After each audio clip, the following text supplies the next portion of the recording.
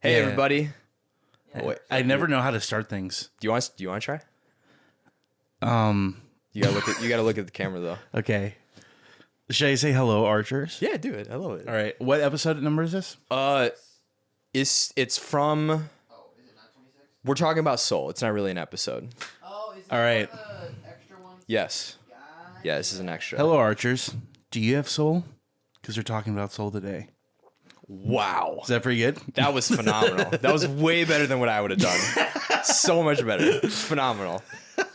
This is Gabe. I am Josh. I am one of the goons who runs this weird shindig. Gabe is a... Man, I got to go through the laundry list of how we know each other. I'm a fellow goon. Amen, brother. I love that. So fellow goon Gabe is... We were middle school, high school, college buddies. Yep. You were at my wedding. We had all sorts of youth group shenanigans together. Lots of hanging out. Played basketball together. Yeah. We're helping each other on our creative projects right now. Yeah. So, So this is Gabe. Gabe's going to talk to us about Soul. So, Gabe, had you seen Soul before I gave you this homework to jump on this discussion? Yes. I saw it I think right as it came out. Sure. I was working in youth ministry at the time, and I had a small group on Wednesday nights, and I was like, guys, come over and watch this. Nice. And at the time, I had broken my ankle, so I couldn't go anywhere. Remember that, yeah. So I was like, guys, come to my apartment. I'll get pizza. We're going to watch this movie called Soul. And Nice. Yeah, so I had seen it one time, but I remembered kind of a lot of the parts of the movie, but when I watched it the second time, I was like, oh yeah, I forgot about this and this and this. So yeah. Cool. So here, this might seem like a weird question, but one of the things that is kind of a mission statement of like Parable Arrows and something we're trying to do is to get people to see stories on a deeper level. So from the first time you watch Soul to maybe the second time you watch Soul and maybe had some of those discussion questions we're going to tackle, do you feel like your appreciation for the movie deepened at all? Yeah, I think the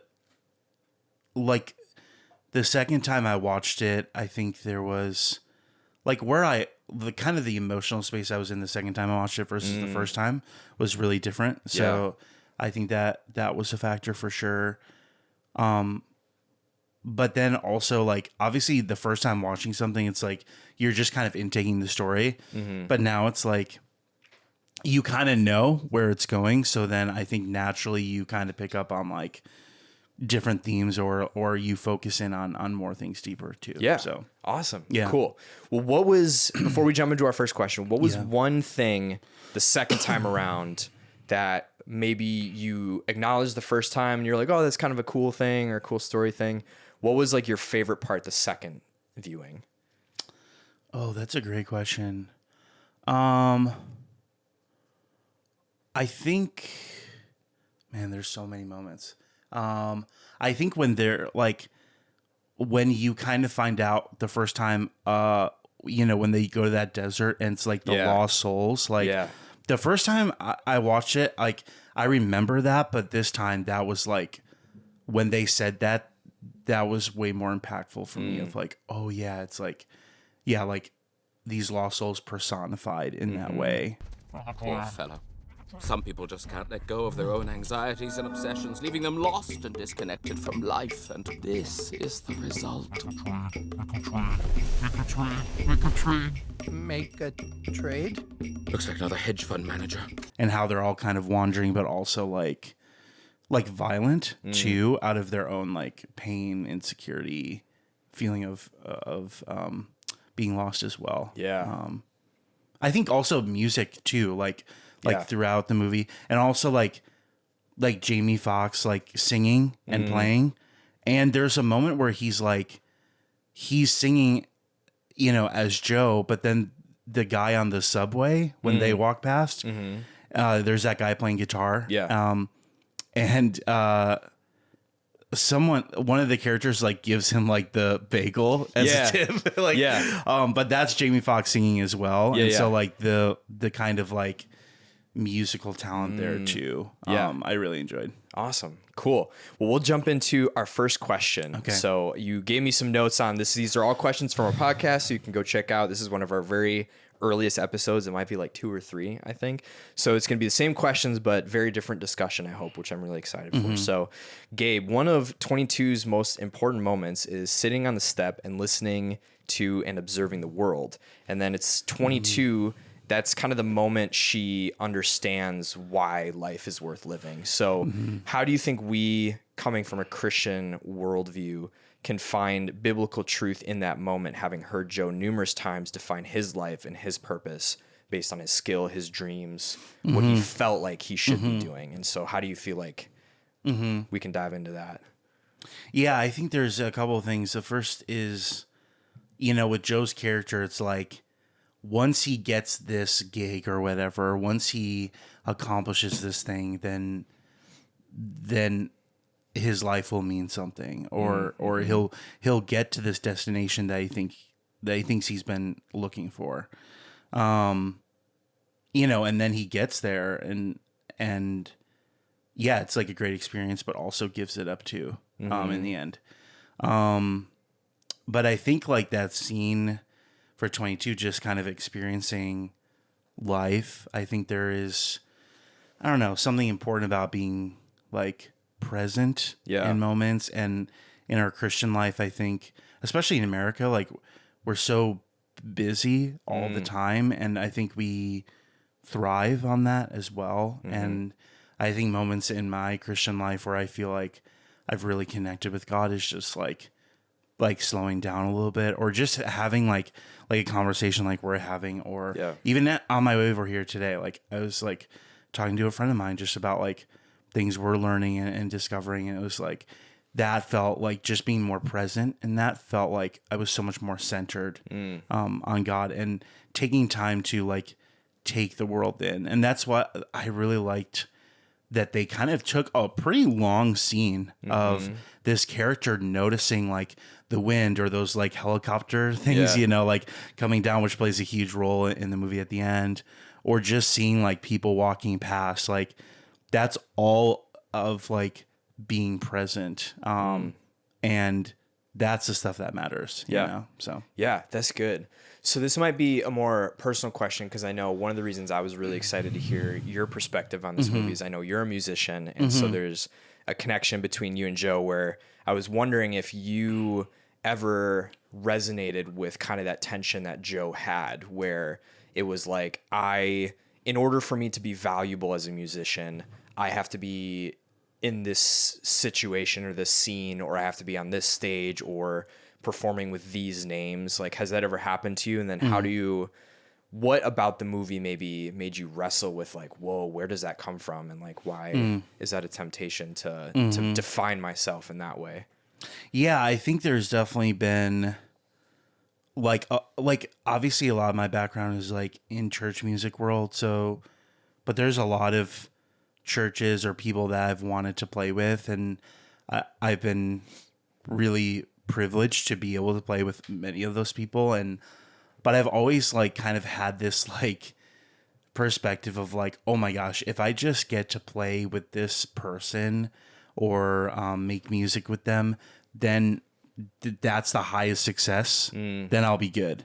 And I've gotten to those places where I played with many of those people, and it's been awesome. It's been really fun, but it hasn't given me kind of that satisfaction that I thought it was going to. Like, it was really cool, and I hope to do that more, but I don't know. It's like, if you're basing so much or putting so much pressure on just like that moment, it's probably not going to like give you what you long for too. The other night I was just like, I was making music with a kind of newfound friend of mine who is really successful in the Milwaukee music scene. But it was really fun because it was like we were just going back and forth and like, oh, like playing our songs for each other or whatever. But it was like so chill though. It wasn't like there was nothing he was trying to get from me or vice versa. And so I think unlearning that pattern of just creating without competition, I think is helpful. That's good. And I'm sure for you as a creator too, like, like I don't know. I think there's this thing of like, oh, I can't collaborate with another musician because what if they're better than me or bigger or, you know, have more followers, whatever, like written more songs. That's like, I don't know, collaboration is like that, like all the successful songs I know of are like collaboration on some level. Yeah. You know? Yeah. So, No, that's a fascinating idea because I 100% agree. And I feel, especially in our modern art world, there's kind of been this blessing and this curse with democratizing all these platforms where I can go on Etsy and I can draw my pictures and I Yeah. can sell them, or I can open a Shopify and make my thing, or I can go on Spotify and upload all my music. But I almost have wondered if there's an inherent competitiveness that we haven't, that was always kind of there, but like we haven't really addressed. And so, because I know, you know, kind of very honestly, like I have definitely seen other artists, and I've been growing out of this, but I've seen other artists from like a threat perspective where not like they're like literally going to steal my job or do something, Yeah. but their talent means that I'm not going to be noticed, or like everyone's eyes and everyone's attention is going to be on them because I'm not good enough or whatever. And so it can breed either one of two things I found for me is either I dive so hard into trying to be better than them that I can become obsessive and I'm like, everyone get away from me. Like I'm making stuff because I need to like beat this person. Or on the flip side, it can just be like, I'm not going to try, like whatever. yeah. So a reflection question for you, what do you think have been some things, and one, do you resonate with that? And then two, has there been anything that you would encourage other people who may be in that artist space or feel like, you know, kind of tying it back to Soul with Joe, where they feel like they haven't found their moment yet? Because we're in like the same age range. We're kind of like late 20s, early 30s. And so for us, we're not super far in our career that like we've lived our best years, but we're also not super young where we like are still trying to figure it out. Yeah. What would your advice be to someone who feels like they kind of have a sense that they feel competitive when they engage with other creatives? Yeah, that's a good question.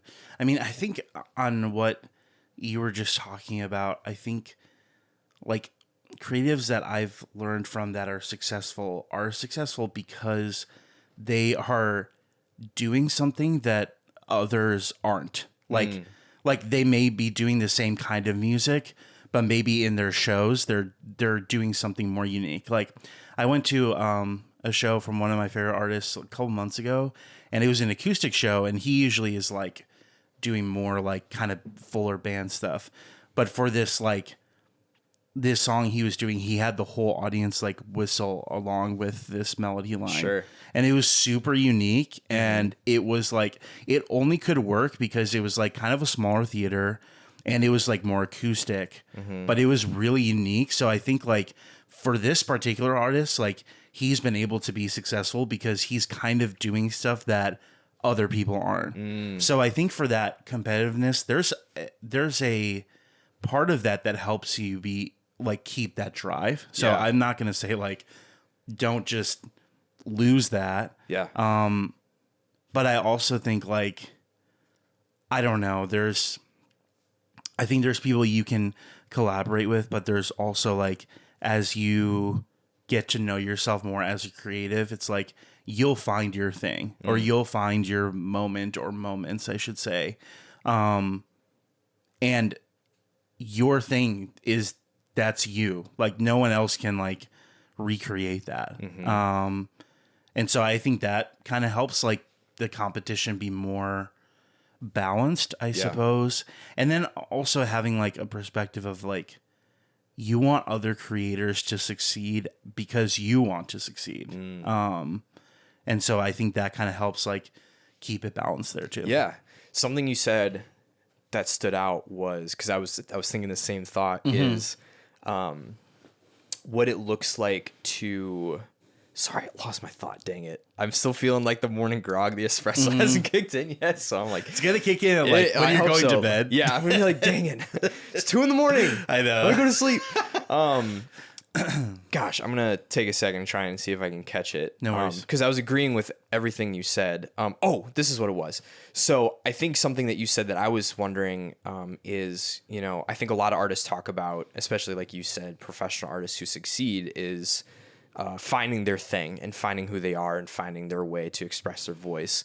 And I think sometimes that discussion, from what I've observed, can be really abstract in an unhelpful way, where it's just kind of like, when you find it, or I don't really know, it's like, well, I have like brown hair and blue eyes, like, is that my thing? Or, whereas for me, and we kind of talked about this with someone we spoke with last week, Byron, who I was saying how for me, I'm kind of what I've started to embrace is I'm heavily inspired by like very obnoxious 90s Saturday morning cartoons vibes with like the grit of like early 2000s punk angst with the depth of philosophy. And like, that's kind of my formula. So what would you say are some things or some characteristics? Like if an artist was to explore, who am I as an artist and what can I uniquely bring? Because I think that's one of the things about Joe that he misses in himself in the movie is he inherently is inspirational because he's really passionate about music. And so, and he is focused on numbers versus he has, I think her name's Connie, the one student who's really inspired in his class and is really good at playing music, and he sees it, and seeing her get excited inspires him, gets him excited.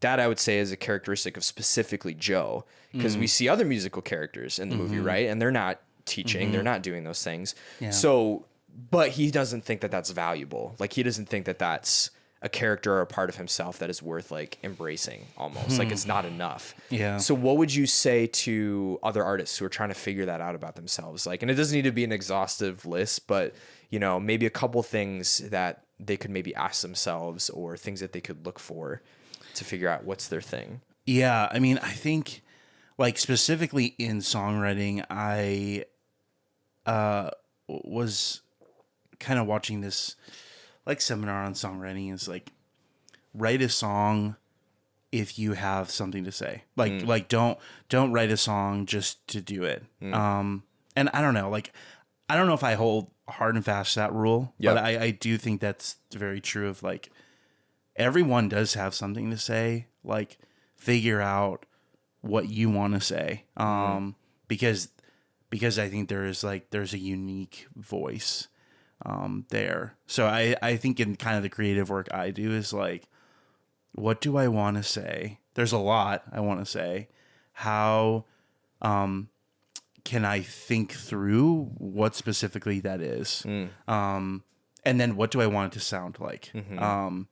If I'm writing a song about, I don't know, like love, how do I want that to sound like? Or if I'm writing a song about loss, how does that like sound in my head, and how can I kind of bring that forward? Because there's also probably someone who also hears that similarly as well. So that's one thing, is like kind of getting to know yourself in that process. And I've noticed the songs that I really enjoy that have been successful for me are things that I've like experienced and thought out as well. I don't know. I don't know, for artists too, is like have a well-balanced life too. Yeah. For like, sure. I think that, I think there's been like different tactics of like, and I don't think this applies to just songwriting, but I've heard like people have done like, oh, just spend 10 minutes a day just writing. And I don't know, I think that's helpful to just kind of get that muscle working. But also like, I think having like life where you hang out with your friends or do things that you like to do, other than just whatever your creative outlet is. Yeah. Too, I think that helps. Because I think in Soul too, like that's kind of what you start to see is like he wants to be, this famous musician so bad. But then he has that connection with Connie that like he inspired her. And I think then he kind of has this moment where he's able to take a step back and see like, oh, like that's kind of like the spark that they talk about, you know, like, yeah, he's really good at piano and loves doing that. But it's kind of this thing of like your passion versus your calling, I think. Yeah. Yeah. So I think those are the two things, like know kind of what you want to tell people or present to people. And then number two, having having a balanced life, because that's actually going to help your creativity. Yeah.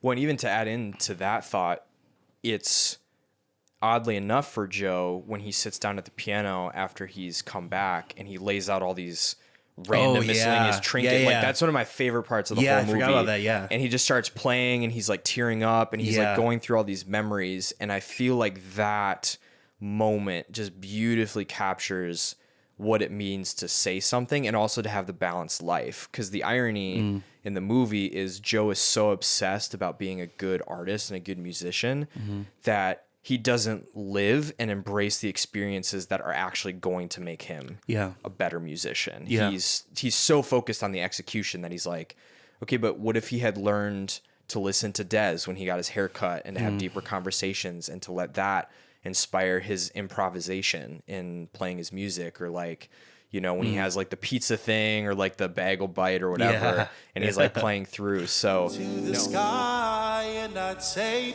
that's okay, 'cause today I wanna play in the rain. Well, that's alright, and I don't mind.